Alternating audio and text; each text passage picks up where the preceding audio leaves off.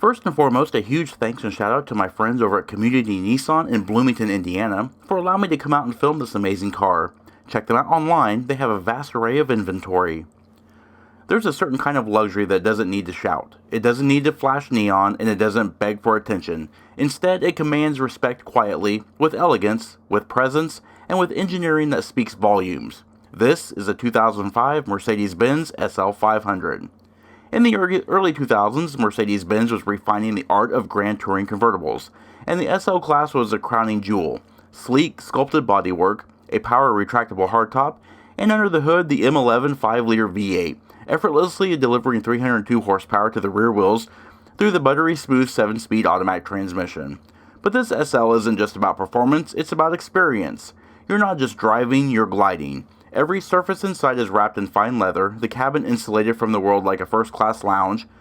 Finished in a deep black over black leather, this particular SL500 embraces understatement. It's a quiet storm of style and sophistication. And nearly 2 decades on, it still feels relevant, still desirable, still every bit a statement. So today we'll explore this modern classic, its features, its quirks, and what it's like to live with one of the last truly analog-feeling luxury roadsters Mercedes-Benz ever built.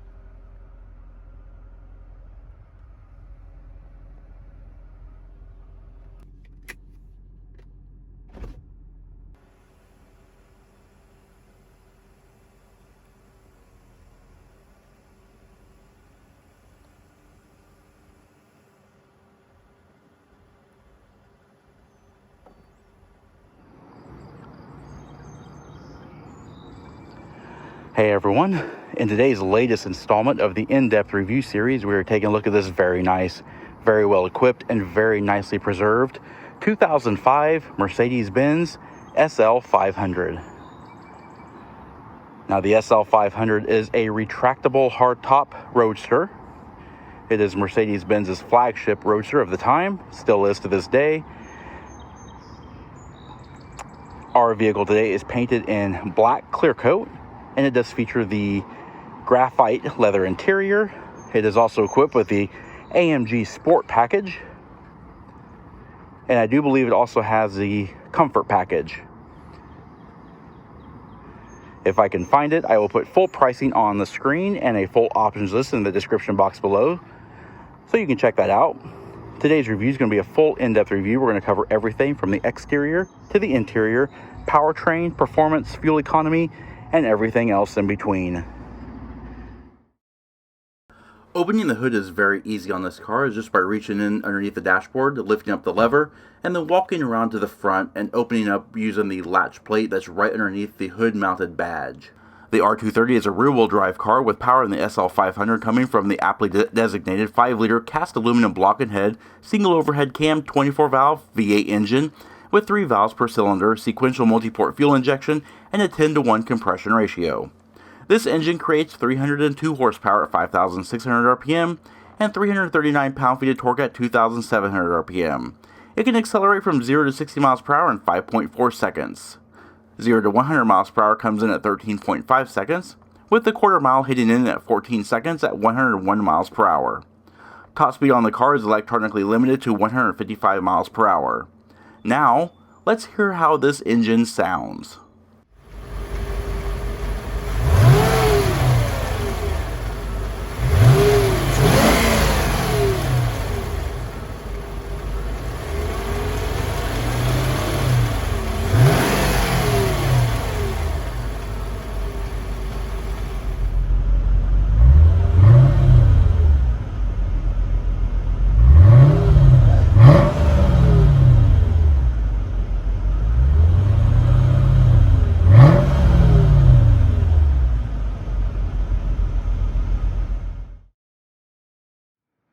The SL500 comes equipped with a 21.1 US gallon fuel capacity, and it consumes 5.9 gallons per 100 miles driven, with an estimated total driving range of around 358 miles.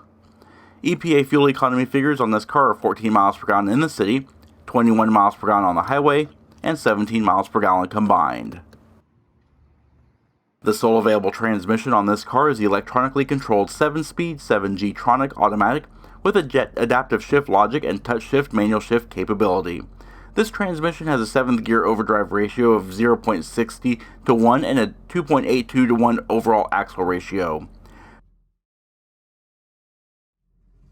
Steering on this car is hydraulic power assisted variable rate vehicle speed sensitive rack and pinion with 2.7 turns lock to lock and a 36.2 foot turning diameter. It features a 14.1 to 1 overall steering ratio, and the wheels are the staggered size 18-inch AMG Sport Package wheels inspired by the Vision SLR show car. Up front we have 18 by 8.5 inches, shot in 255/40 ZR18 Continental Extreme Contact DWS06 plus tires. Rears measure 18 by 9.5 inches and are shot in 285/35 ZR18 tires of the same type. Brakes are power-assisted 4-wheel disc brakes assisted by ABS, electronic brake force distribution, and brake assist with electronic stability program. Brakes on this car can halt this SL500 from 70 miles per hour to 0 in approximately 165 feet. Now we're walking along the rear of the vehicle with the top down. Here in a minute we're going to put the top up and show more details. But as you can see, it's just a very nice, sleek convertible. The tonneau cover covers nicely all the gaps and everything. These little mechanism covers are missing, but these will be covered up as well. And it just reveals that it is a very nice, smoothly designed convertible. Speakers are all back here, and the luggage ties are back here as well. But as I stated before, we're going to cover the rear styling in depth. But before we do that, let's go ahead and put the top back up.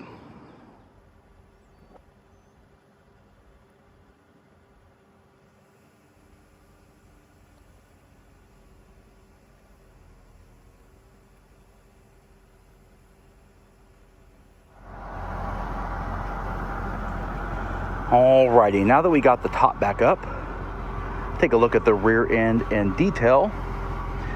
As you can see, very classically Mercedes-Benz styled. Have the very triangular shaped taillights, all in red housings.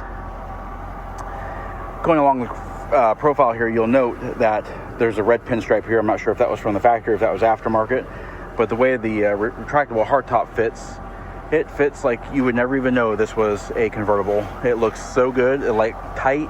The seals are tight. The seams are tight. So it looks pretty much like a hardtop coupe.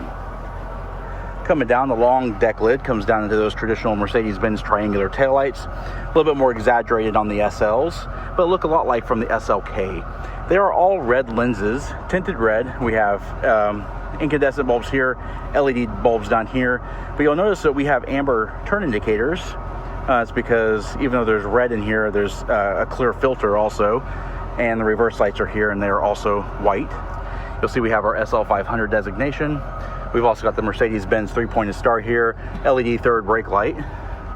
Very good visibility out of the rear window. It is a heated rear window as well. And then of course coming down to the rear bumper, we do have dual tipped stainless steel exhaust in that wide oval fashion.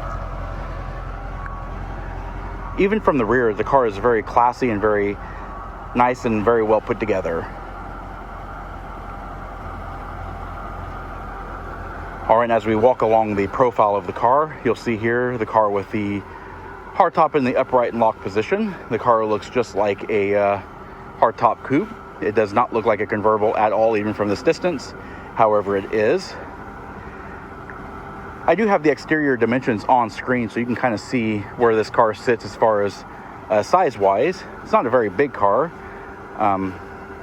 Long hood, short deck, just a classic roadster look. And of course, as we walk along the front of the car, you can see very traditional Mercedes-Benz with the rounded headlights and the 3-pointed star and all that kind of stuff. But we're going to cover it in depth as we do in all of our videos.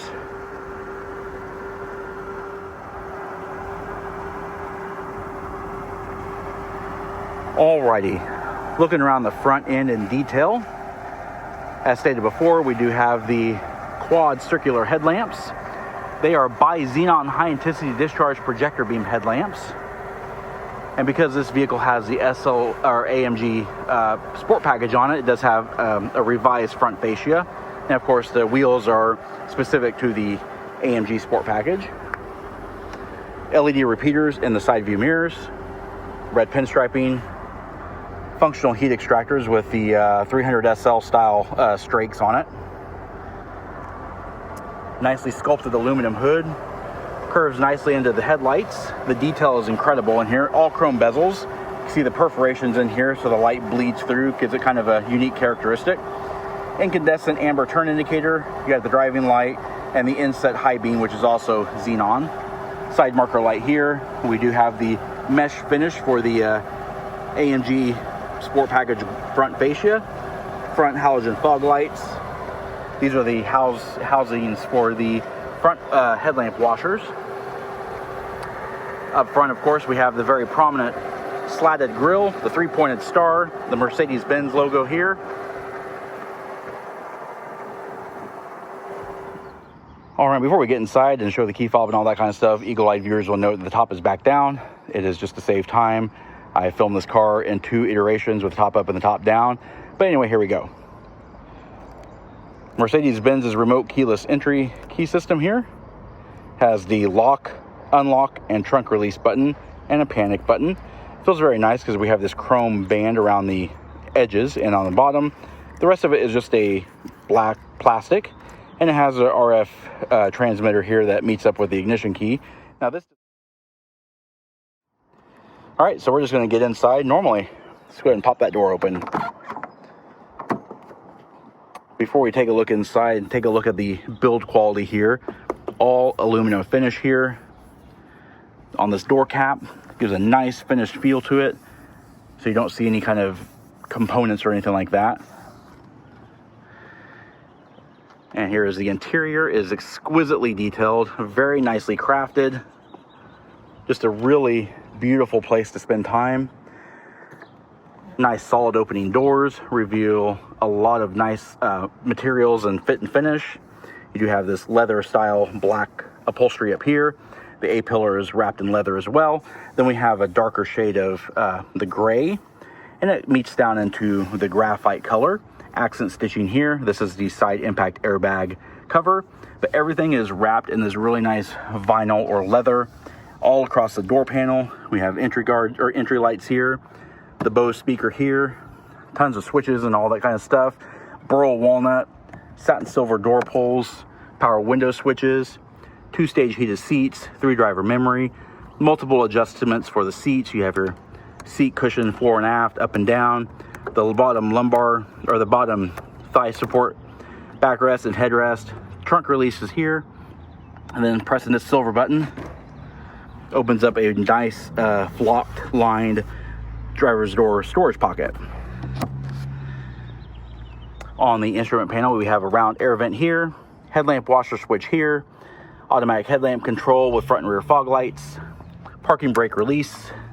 The parking brake is in the footwell, hood release is right here, and of course the SLs only have an automatic transmission in North America markets, so we just have the brake and accelerator pedal. We do have a power tilt and telescoping steering wheel, thanks to the lever on the steering column. On the front portion of the driver's seat, opens up to reveal some covered storage. We've also got this thumb wheel here. I believe that is for the massaging, but I'm not 100% sure. I'll put a notation on here once I find that out. SL marked entry plate. All right, let's take a look at the seats now. It is a lot easier to see inside with this top down. The seats are very comfortable and very supportive. They are wrapped in very nice leather. We do have the power adjustable head restraint here. You can lift it up and lift it down, and it will program with the memory. Automatically high adjustable seat belts. We have the leather here, perforated inserts here, very nice and supportive. Just overall a very comfortable interior. All right, now let's go ahead and hop inside and check out the rest of it. All right, now that we're inside, let's check out the rest of the interior. As you can see, nice fluidic, hydraulically assisted power steering on a very thick rimmed, leather wrapped 4-spoke steering wheel. Very classic Mercedes. Got the 3-pointed star here, right here in the middle. Multifunction controls for your trip computer displays here. This just goes through the sub menus and your menu selects here, and all the volume up and down, phone and voice command controls and all that kind of stuff. Over here we have a multitude of controllers. The first one we showed you was a tilt and telescoping steering column controller. Then we have the turn indicator, high beam, flash to pass, wiper washer control, and then up here we do have our cruise controls. This does not have the Distronic adaptive cruise, it just has the standard cruise control on this car. All right, in front of us are the instrument panel. A little bit different from the previous generation that had a full complement of gauges. This is a little bit different. So over here we do have a coolant temperature gauge in degrees Celsius, 160 mile per hour speedometer here. This has an LCD trip computer, has miles. Right now we have 43,283 miles. But you can actually cycle through and show different well, I was able to do it anyway. You can have like oil pressure and all that kind of stuff. Over here we do have a 7,000 RPM tach and our fuel gauge.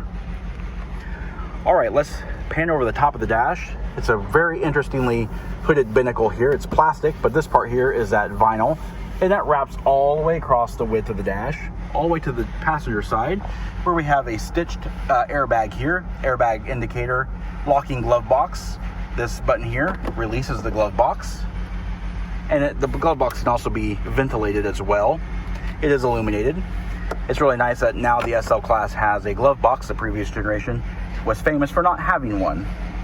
Up here we have our clock, the center point speaker, and the defroster grid up here. Circular air vents for the driver and passenger, lock and unlock, 4-way flashers. You can turn on and off the vents through here. And then moving down, we do have an aftermarket Pioneer touchscreen audio system. It does feature Apple CarPlay, Android Auto, and all that kind of stuff, Bluetooth. It's a little bit more modern, very nicely actually installed too. There's no wires hanging out, and it's solid, so it actually looks pretty good. Of course, the key is dash mounted. And then we have our cup holders that pop out of the dashboard here, just like so.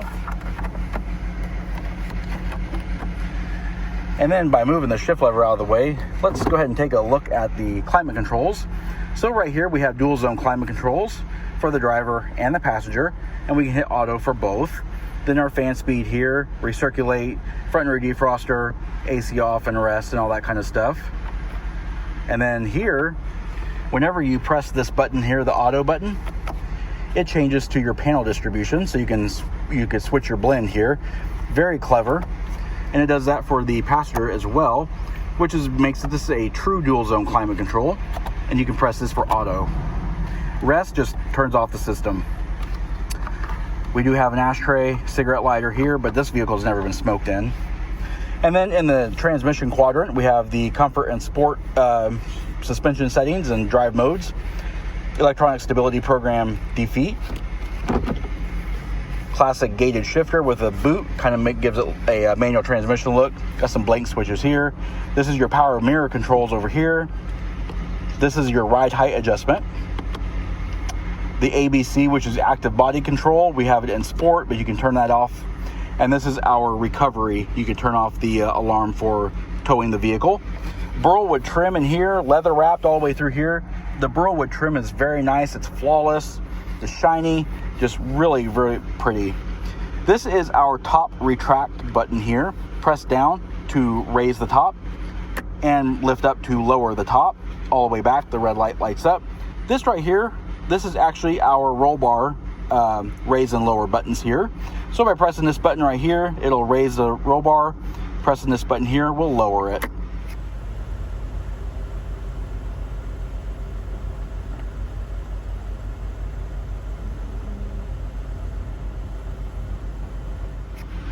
Get into the center console, reveals some storage in here. It's illuminated, and it can also be cooled. And then we have the upper level. that has coin holder, SOS, and all that kind of stuff. So 2 levels of storage, which is really nice to have. All right, so that is the front section of the SL class. A couple more things to cover here. We do have an automatic dimming rearview mirror, 3-channel Homelink universal garage door opener. Overhead, we do have overhead reading lights.